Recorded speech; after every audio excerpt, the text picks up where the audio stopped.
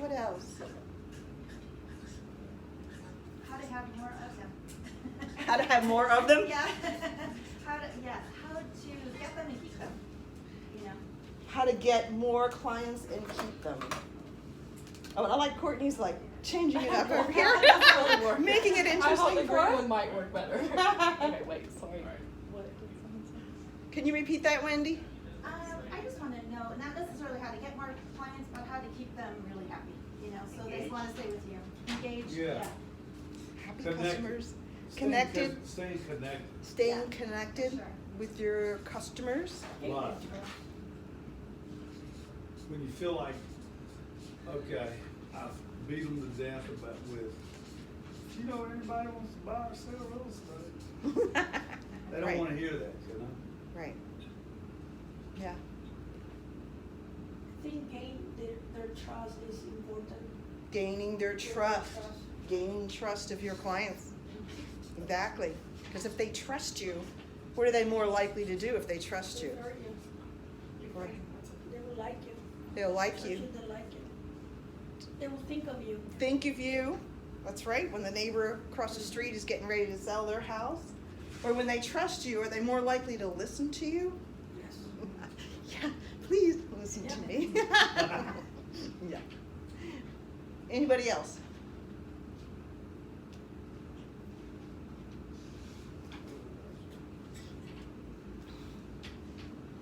All right, we're going to go ahead and get started. Help me give Courtney a round of applause. She did such a beautiful job, my scribe. Well, I've enjoyed learning all about you before the class started. Now I want to share a little bit about myself if you're not familiar with who I am. I'm Nadine Wynn, and I work here at this market center. I've been doing real estate now since 2005. Before I went into real estate, I had just moved here to North Carolina, and I was a nurse for 23 years.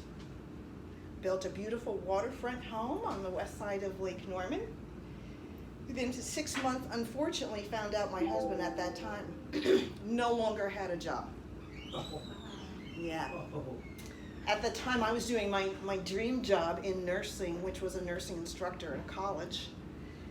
And in nursing, when you're doing your dream job, it equals no pay. Yeah. So it was literally impossible for me to make up my husband's salary, which was about $150,000 a year. Instantly, even if I got 2 or 3 jobs, there is literally no way that I could make that type of income. Now, I always had it in the back of my mind, this little voice that said, you ought to try real estate someday. Because my dad was a realtor. He was a really good realtor. He had the gift of gab. Except my dad died when I was 15, and I was on my own. Put myself through nursing school. But I always had that little spark somewhere deep inside me. And it was odd, anytime our family had to sell anything, if I picked up the phone, miraculously they would come and buy it, regardless of what it was. I didn't know anything about boats or cars or whatever, it didn't matter. If I answered the phone, the people would come and they would buy whatever it was. Now, I convinced my husband to go ahead and let me try to go through real estate school. I passed the first time, and I stayed very focused and dedicated on building my business. I was very proud to be Rookie of the Year. The first year, I sold $8 million worth of real estate.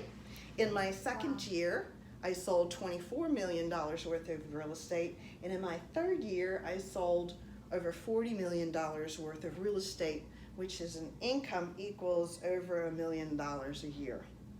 I was my company that I worked for at that time's #1 realtor in the entire Charlotte region, and I stayed that way until I left them in 2010 to help open the Denver Keller Williams office. So if I can do it, I guarantee you, you can do it. Remember, I had just moved to North Carolina. I didn't know anyone. I didn't know any of the communities or the streets. And then to even make it worse, I was a complete introvert. I still am. I've overcome it somewhat. This is going on my 6th year of being a Toastmaster. So I've learned the skills of communication, but deep in my heart, kind of just shy. like to listen a lot. You put all that together, the odds were against me. They were really against me. I even had family members telling me I was going to fail. My worst critic all was my mother, who told me that you're going to fail in real estate just like everybody else fails. And then when I got really big and successful, she said, well, that must be because there's no other realtors in Lake Norman. Wait, your mama's telling you My this? mom, yeah. Wow. Yeah. Okay. We all have those negative people in our life, and you can take that negativity, internalize it, make a little fire, burn with passion inside. Let those negative comments or negative thoughts that you might have fuel your passion and go for it full force, just like I did. Unfortunately, at the time, I didn't have all that Keller Williams teaches us here today to build my business even better. That's why today all of you are so very fortunate and blessed to be here at this Keller Williams office at Keller Williams, Yeah. which is, woohoo, the #1 real estate company here. So today we're going to be learning all about customer service. Never before in my career has it become so apparent that customer service is more important today than it ever has been. Would you agree with me? Yeah. Totally. The reason being we have a lot of competition now. We have your iBuyer platforms. You have a lot of for sale by owners out there right now because the market is good right now. So they think that they maybe don't need realtors anymore, or maybe the realtors that they hire should only make 1% or less. We need to make a difference in our customers' experience to show them more value. So it's become more and more and more apparent that our customer service has to be the most important thing to build our business if we're going to be successful. Christy, have you had experiences where it's been tougher for you in the last 2 or 3 years?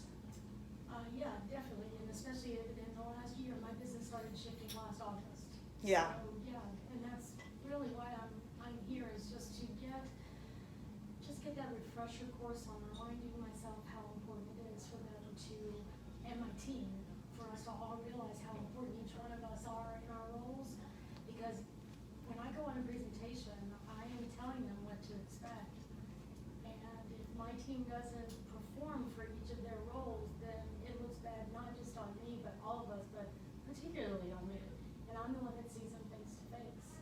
So it makes for my life to be very difficult if we're not all on the same page. So yes, my business has shifted dramatically in the last year, and I'm seeing things happen. So I just need to refocus and get all of our mindsets in the right place.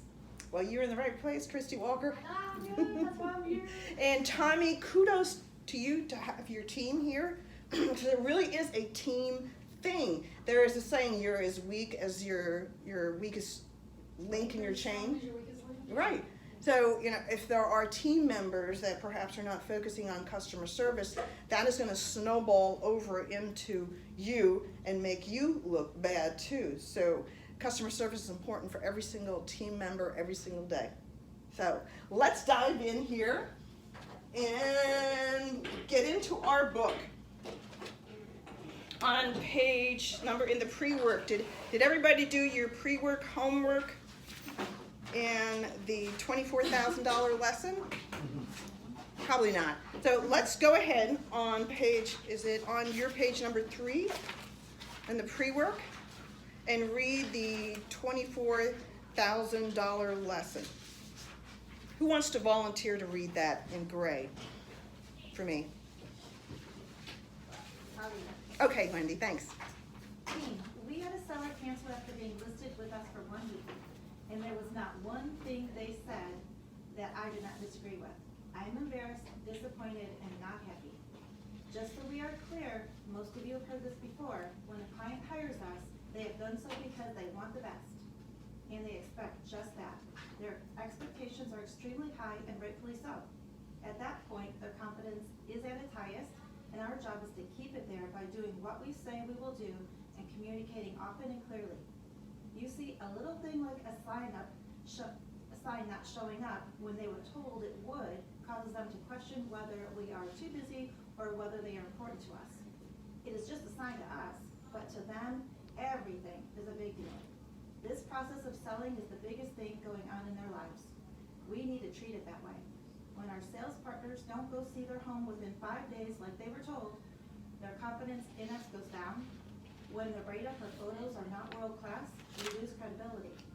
When the client sends an email to the entire team with information that is important to them and us, and not a single person has the common courtesy or common sense to reply, what does this say? I know it does not scream, you are important, we care about you, you choose the right agency. You chose, sorry. I hope that every person reading this is bothered by it, because if not, then you should be looking at whether you are up to being on the best team in our area. Please be honest with yourself and with me. If you are who I think you are, then take this as a valuable lesson, because we just paid $24,000 for it, and learn and realize how important the customer experience is. So that we can all focus, learn, and remember, I want each of you to take a minute and reply to this email with a sentence or two on what your definition of exceeding the customer experience is or should look like for our team. Thank you for looking. Wow. Wow. Yes. How upset would you be? A $24,000 lesson is a good lesson on what not to do. The littlest thing, like a sign not showing up. Let's turn the page and write down next to the first bullet point, how upset would you be with your staff? And how upset would you be with yourself? Just take a second to write down your response to that, and then we're going to share. Kristen, read that letter that is on that page. What page are we on? Oh, I'm sorry. We are on Pre-work. pre-work, $24,000 lesson. Let's take a second and read that.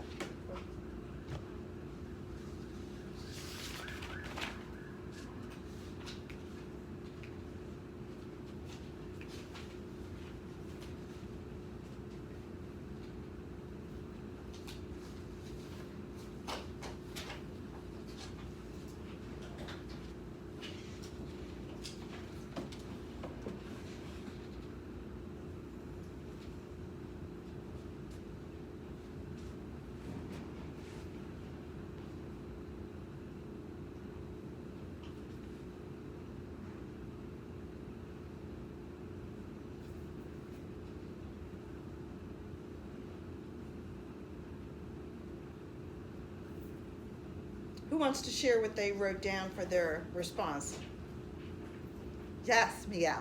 I definitely would be upset if nobody contacted me. It's like I want to be treated like everyone. Like I want to treat them like I want to be treated. So that's how I work for my customer service.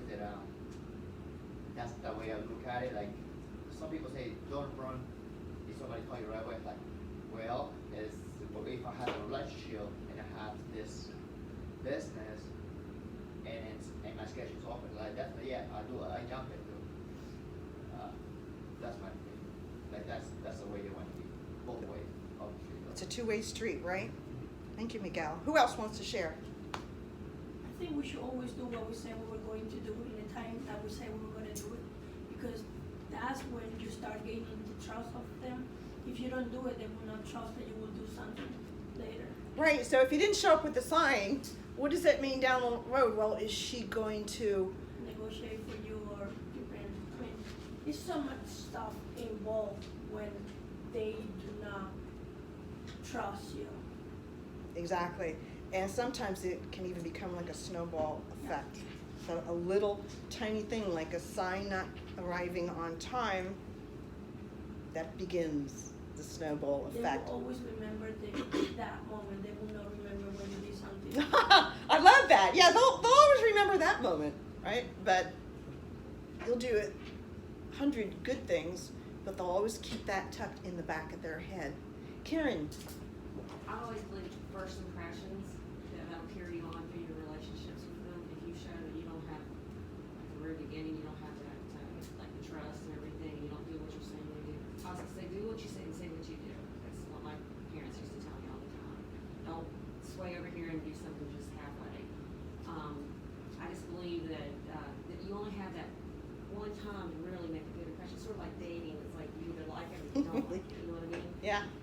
And then the other thing, I'd be upset with my staff, but I'd be more upset with myself because I didn't delegate what, respect and trust and customer relationships that they should be using on their day-to-day basis. So I'd be more upset with myself. So Karen, let me ask you, do you have a sign person that delivers your sign, or do you do them? I do 'em. You don't? So you better show up on time, right? I guess I'm one of those people, like, I give somebody a job, I'd probably rather do it myself. Does that make sense? Make sure it happens. Right, exactly. I have trust too, in Billy and stuff like that, but I'm just saying that's just the way it is right now. Does anybody here have a sign person deliver their signs? I know some of you are new. So that's something down the road. You do? Well, and one of us on the team does. Oh, one of you on the team does, okay. Yeah, that's Cool. why I am, and it's Mitch. I love it. What's the old saying though, a negative gets repeated 10 times Oh. and a positive only 3 times? Thank you very know, much. And so, just like you said, that goes well beyond $24,000. It goes well beyond that. Yeah. Absolutely, absolutely. And a little thing like a sign. I used to always maintain 70 listings at all times. So believe me, I've had sign people out there. They've changed over the years. Right now, I have some past clients who are retired, who after I closed on their house 2 years ago said, we really want to join Team Nadine. I was like, okay, why don't you come on board and be my sign people? So I wasn't happy with the sign man that I had because he didn't show up like he should have sometime. So he was replaced, and now I've been very happy with my sign people that I've had for 2 years now, so it's working well. All right, let's keep on going.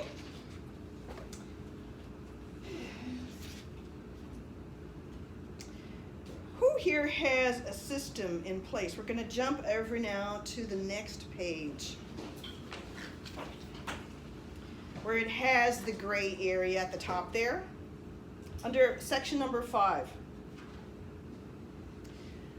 Take a minute and write down what systems do you have in place currently to ensure a wow experience. What system do you currently have in place? Are your systems perfectly executed every time? That's a yes or a no. Why and why not? Take a minute to answer that, and then we're going to share again.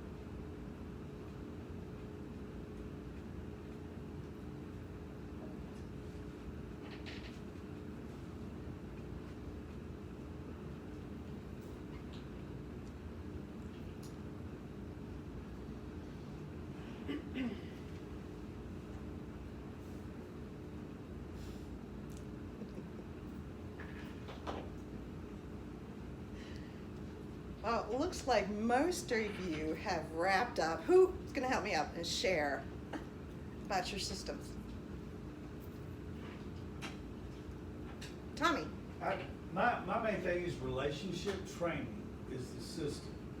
And the key, when I say it's building relationships, a very important thing is, like I called David in my sphere on Friday.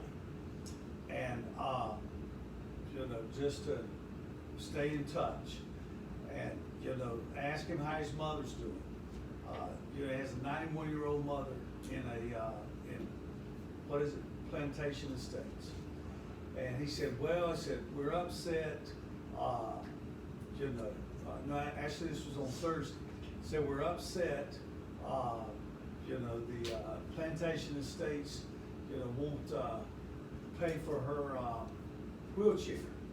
And my mother Inez needs a wheelchair. And on Friday afternoon, I had him a wheelchair. I have a healthcare company in Texas, and I called Monique, had him overnighted a wheelchair with mag wheels on it. So I love it. With bag wheels, no less. It's I got love mag it. wheels. And Saturday was her birthday. So they wrapped up that wheelchair in bows. And, yesterday at about 5:15, David's called me saying, Carol and I are thinking about putting our home on the market. So to me, that's the key. Find out first what I can do for the customer before I'm asking them to do something for me. Oh, I love that, Tommy. Thank Yeah. you for sharing that story. Yeah, it come from contribution. It's Well, we say reciprocal. relationship. What does relationship mean? It's got to be two-way, and not just, oh, okay, can you give me a referral? Can you do this for me? Can you do this for me? You better have something you can do for them. I love that. That is a beautiful story, Tommy. Ah, amazing. Who else has a system in place they want to share? I think a checklist is always important to add to the calendar for the reminders, so you can start the process, build the relationship, and nurse the relationship throughout the process, and right after closing too.